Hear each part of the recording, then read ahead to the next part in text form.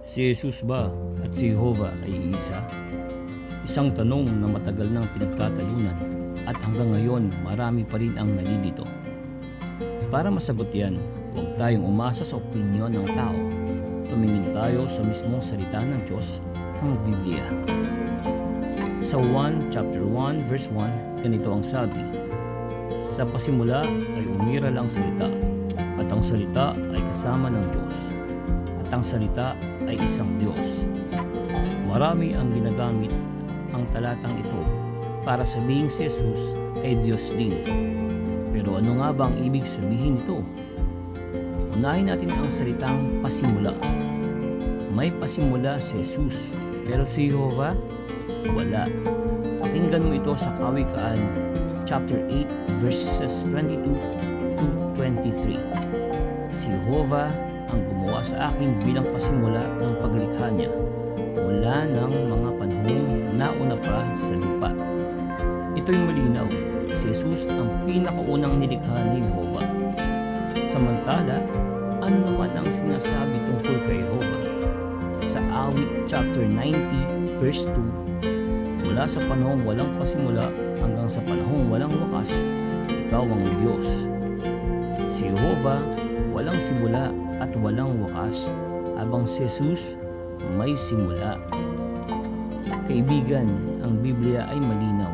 Si Jesus at si Jehovah ay magkaiba. Hindi sila literal na iisang Diyos. Si Jesus ang anak, si Jehovah ang ama. Balikan natin ang 1 chapter 1 verse 1. Ang sabi roon, ang salita ay kasama ng Diyos. Pero ano nga bang ibig sabihin ng kasama? Basahin natin ang 1 chapter 1 verse 3. Ginamit siya ng Diyos sa paggawa ng lahat ng bagay, at walang bagay na ginawa ang Diyos nang hindi siya katulong.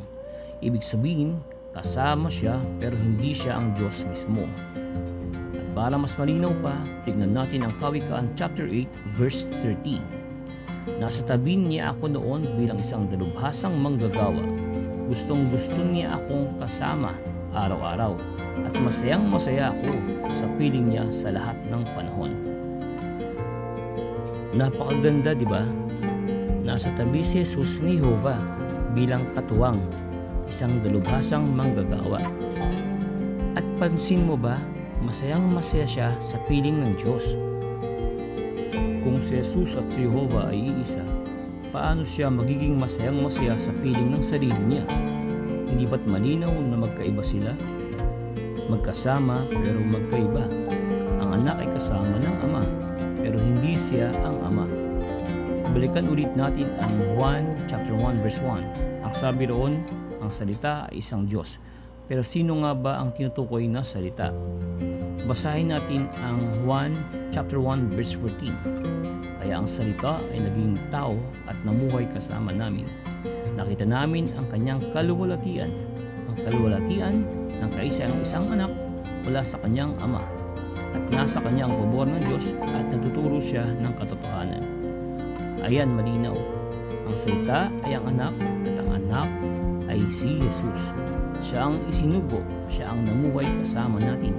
At ang kaluwalhatian na taglay niya, binigay sa kanya ng kanyang amang si Jehovah. Kaibigan, sa simpleng pag-aaral natin ng John chapter 1 verse 1, natuklasan na natin na si Jesus ang salita, siya ay kasama ng Diyos, siya ay may pasimula, at ang kaluwalhatian niya ay galing sa Ama. Sana ay may natutunan ka tungkol kay Jesus at kay Jehovah. Kung gusto mong mas lumalim pa sa kaalaman mula sa Biblia, mag-subscribe ka na at i-share ang video na ito. Sa susunod na kabanata, ipapaliwanag natin ang kahulugan ng mga salitang si Jesus ay eksaktong larawan ni Jehovah, at ang pahayag na ako at ang Ama ay isa. Huwag mong palalampasin. Tulong mo na rin ito sa iba na naghahanap ng liwanag.